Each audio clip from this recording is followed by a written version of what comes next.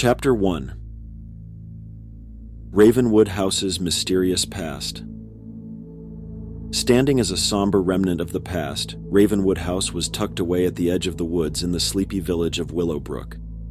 The scene was overshadowed by its massive facade, which threw long, ominous shadows that appeared to reach the hearts of anybody who dared to look at it. The home was long associated with eerie myths and hushed stories of the paranormal. The residents talked about spooky nighttime lights in the windows and weird tunes that seemed to be drifting through the air. Few people dared to approach Ravenwood House after the sunset because they thought it was cursed. Sarah, a teenage paranormal investigator with a voracious curiosity, was pulled to this mysterious home. She was captivated by the attraction of a fresh, terrifying mystery to solve after hearing the tales and whispers surrounding Ravenwood House. Sarah arrived at Willowbrook one cool fall day, driving through the tree-lined meandering alleys until she saw Ravenwood House. The mansion was breathtaking to view, with windows veiled with secrets and a grandeur that had faded with time. Sarah approached the huge front doors with steadfast intent.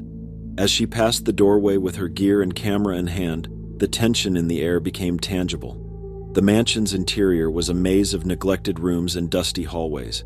Sarah looked through room after room in the last of the light, each one adorned with old furniture and artifacts from the past. She was plagued by the idea that someone was watching her and that they were tracking her every step. When night arrived, Sarah set up shop in the mansion's magnificent entryway, which was dominated by an unsettling painting of Lord Alexander Ravenscroft, the mansion's original owner. His severe expression appeared to be indignant at her interference. Sarah started to notice the first symptoms of the haunting in the middle of night. Her candles went out, and the room went black as a chilly air blew through the mansion. The sound of phantom footsteps resonated down the hallways, and whispers filled the air like faraway echoes. Unfazed, Sarah turned on her camera and recorded the unsettling occurrence while she summoned the ghosts of Ravenwood House. She questioned, her voice faltering but resolute, "Who are you?" She was met by a soft, melancholic whimper that appeared to come straight from the walls. A piano's eerie tune floated across the atmosphere, its sounds exquisite and unsettling. The paranormal had taken over Ravenwood House, and Sarah was about to go on a terrifying journey to solve the secrets surrounding the mysterious estate. She was determined to learn the truth about the haunting that had plagued Ravenwood House for ages, as she knew the ghosts there had stories to share. After Sarah arrived at Ravenwood House, explored the estate, and had her first unsettling experience with the otherworldly entities that dwelt within its dark walls, Chapter 1 came to a conclusion. Ghostly occurrences had brought the mysterious mansion to life, laying the groundwork for a terrifying inquiry that would try Sarah's bravery and fortitude. Chapter 2. Hints from the Past. The melancholic piano tune reverberated throughout the room, a melancholic theme that seemed to draw Sarah farther into the mysteries of Ravenwood House. She entered the dimly lighted estate with her camera and equipment in hand, ready to learn the truth about the paranormal activities that had haunted the old home for generations. Sarah followed the ethereal music, her footsteps echoing across the hallway.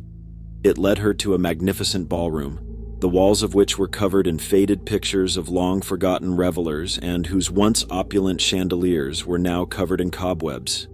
It became evident where the eerie tune originated.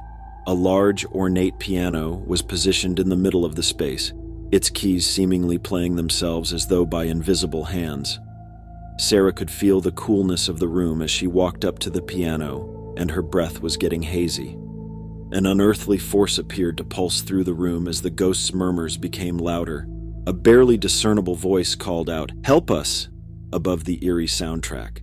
Sarah had to respond to the cry for assistance. She set up her camera to record the piano's keys moving on their own.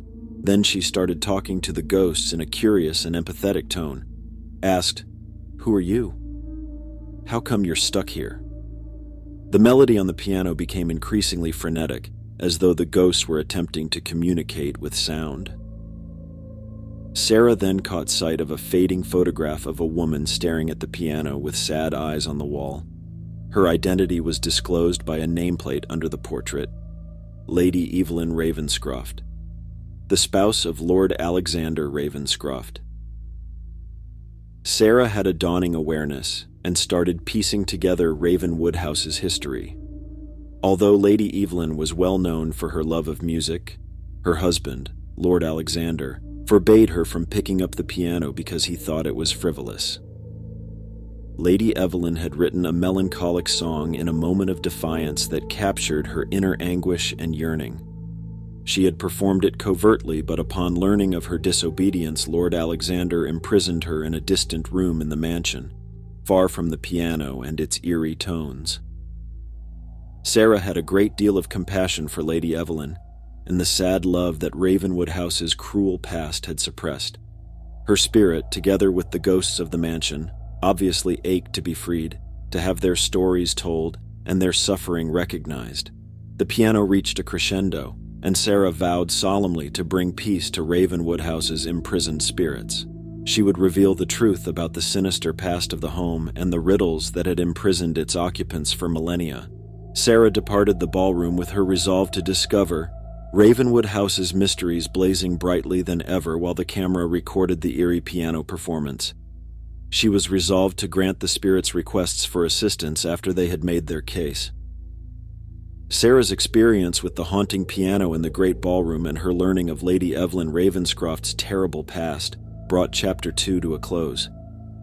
The paranormal riddles surrounding the estate had become more profound and dramatic, and Sarah was determined to use her knowledge of Ravenwood House's sinister past to free the trapped souls and bring them to peace. Chapter 3: Revealing the Curse.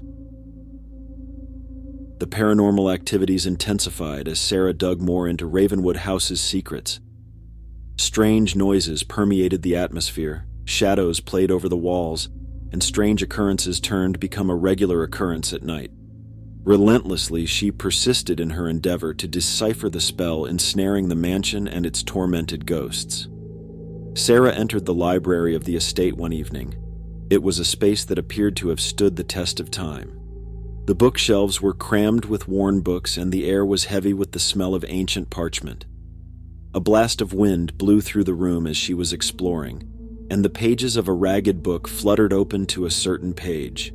The original owner of the estate, Lord Alexander Ravenscroft, and his fascination with the occult were described in detail in the book. He had experimented with sinister rites and sought out forbidden information in the hopes of discovering the keys to immortality. Sarah was devastated to learn of Lord Alexander's spiral into insanity, his brutal treatment of Lady Evelyn, and his attempts to control the ghosts within the estate. It became evident that his unquenchable thirst for power was the source of the misfortune that befell Ravenwood House. Sarah found a ceremony that had been used to tie the spirits to the mansion as she dug deeper into the manuscript. It had to do with an old book that was concealed beneath the mansion and had the secret to lifting the curse. Sarah set out on a perilous quest to find the secret chamber containing the antiquated book by venturing into Ravenwood House's basement with a renewed sense of resolve. With its twisting hallways and flickering lights, the house appeared to be fighting her at every turn, as though attempting to keep its sinister secrets hidden. She looked for hours before finding a secret path that led to the room. She discovered the old book within, its pages brimming with spells and esoteric symbols. Studying the book, she came to understand that in order to release the curse, a sacrifice had to be made, an act of selflessness that would reverse Lord Alexander's evil crimes. Sarah was aware that she needed to meet Lord Alexander Ravenscroft, the evil ghost that persisted in the manor, and persuade him to free the souls he had imprisoned.